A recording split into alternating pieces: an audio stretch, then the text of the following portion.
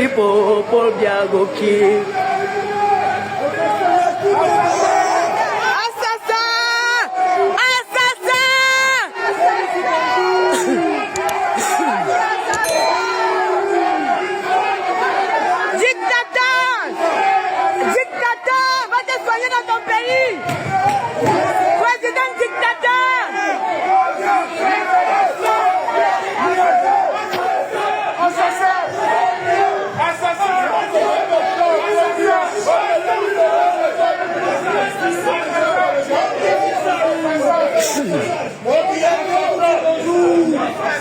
Voilà l'hôtel où est logé Paul Biya. Nous sommes venus libérés. Nous n'étions pas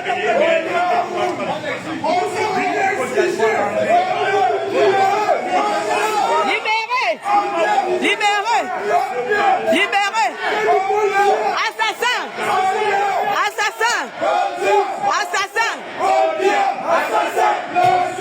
Assassins. Complice. Assassin. Assassin. Assassin. Complice. Complice. Complice. Assassin. Assassin. Assassin. Arrêtez, arrêtez. Assassin.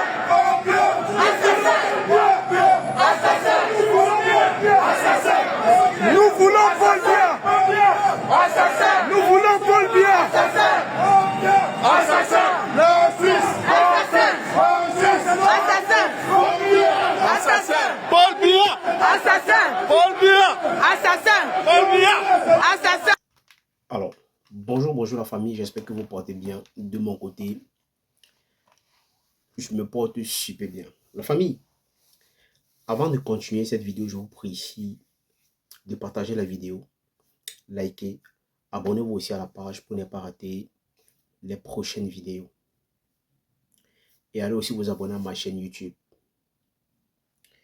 Vous venez juste de voir les images que je viens juste de mettre sur mon écran, où nos frères de la base, comme toujours, comme d'habitude, ils ont toujours cette habitude-là que ce soit un ministre qui arrive dans un pays, que ce soit peut-être en Suisse, en France, que ce soit n'importe quel pays de l'Europe, ils vont toujours venir faire ce genre de bruit. Ici, c'est le président, ça fait quelques jours aujourd'hui que le président a quitté le pays pour une destination en Suisse. On ne sait pas ce qu'il est allé faire parce que son voyage était privé, comme a été peut-être noté l'information.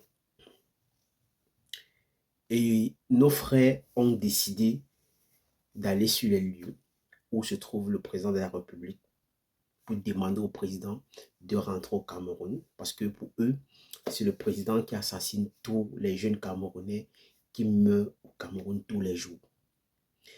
C'est surprenant. Pourquoi? Parce que j'ai fait cette vidéo ce matin parce que il y a quelque chose de très important que peut-être certaines personnes n'ont pas pu voir, ou peut-être certaines personnes ont vu cette partie, mais ils ne se sont pas intéressés sur cette partie-là. Et je suis choqué, pourquoi? Parce qu'aujourd'hui, les gens qui disent qu'ils veulent le changement au Cameroun, je me demande encore quel genre de changement vous voulez. Parce que je me pose énormément de questions, que c'est quel genre de changement que vous voulez dans ce pays. Regardez très bien la photo-ci, parce qu'elle est très importante. Où je vois une jeune femme, ou c'est une jeune femme, ou c'est un homme, je ne sais pas, qui prend le drapeau, je ne sais pas de quel pays, ou c'est ce genre-là qui sème la terreur dans notre pays, qui est le Cameroun, associé avec le drapeau du Cameroun. Et à chaque fois, nous parlons aussi tous les jours qu'il est comme ça. Nous avons nos propres frères ici, à la diaspora, qui cotisent beaucoup d'argent pour financer la guerre dans le Nozo au Cameroun. Mais certaines personnes pensent que non, nous sommes en train de mentir. On essaie d'inventer des choses ou peut-être on veut faire croire aux gens qu'il est comme ça. C'est nos frères qui subventionnent la guerre de ce côté-là. Et voilà aujourd'hui la réalité qui est là. Comment se fait-il que vous voulez un changement dans un pays et vous allez où se trouve le chef de l'État avec deux drapeaux très très différents. Le drapeau du Cameroun et mais l'autre drapeau, on ne sait pas à qui appartient ce drapeau. On ne sait pas qui sont derrière cette histoire depuis fort longtemps parce que ça dure depuis longtemps. Et nous avons nos frères qui meurent chaque jour, que ce soit les civils, que ce soit les hommes en tenue. On paye des frais tous les jours.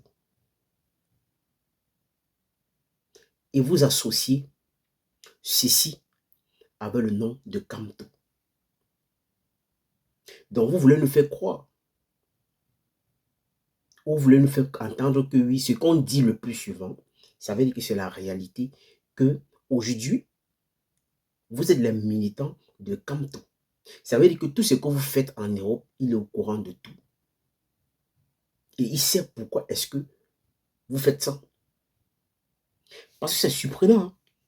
Moi, j'aimerais vraiment qu'on essaie de m'expliquer qu'est-ce que ce drapeau-ci vient faire au milieu de nos frères qui prétendent dire qu'il est comme ça. Ils sont là pour le changement dans notre pays.